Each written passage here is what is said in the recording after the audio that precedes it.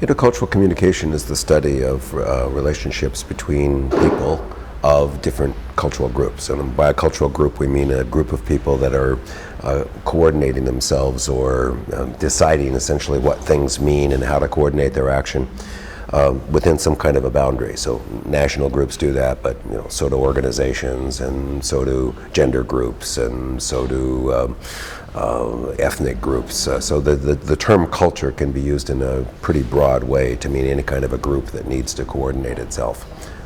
Then intercultural communication has to do with how those groups interact with each other. In a way, it's a coordinating of the coordinating systems, which is kind of a complex way of forming a bridge between two different groups without making one group become like the other one. That's this sort of assimilation idea. And the basis of intercultural communication is adaptation, not assimilation.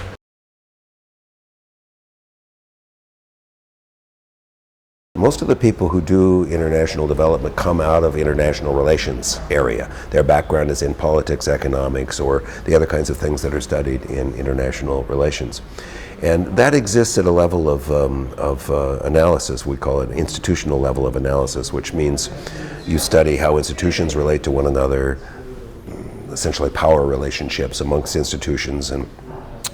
And while that's interesting and necessary and useful to development work, it doesn't really address the issues of either the tactical or strategic use of cultural difference. So it doesn't really address the kind of misunderstandings that occur because of communication difficulties, the differences in worldview, nor does it really address how to derive value from that. So to address that issue of intercultural work, we need to reduce the level of analysis, it's called, to a group level of analysis, something that looks more like anthropology or communication theory rather than international relations.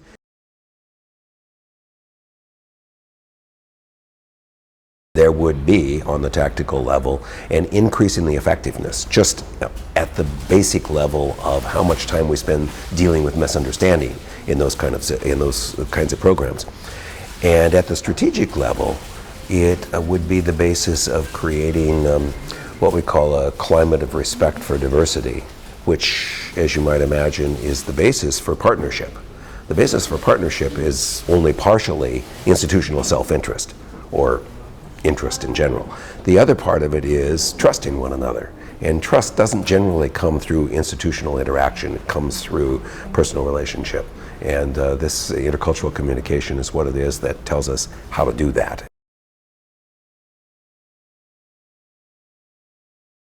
The training programs that we're talking about are not etiquette programs. They're not saying, here's how to pick up a fork properly when you go to this culture, here's how to kiss somebody when you go to this culture over here.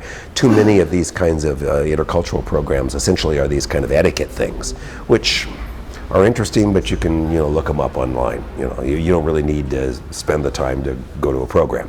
What a program can do, a training program, educational program, can do is to embed that kind of information in a larger study of what does culture mean, how does culture work, how do we talk about this meta-coordination across cultures, and how can we then use information about cultural difference to address both the tactical and strategic issues.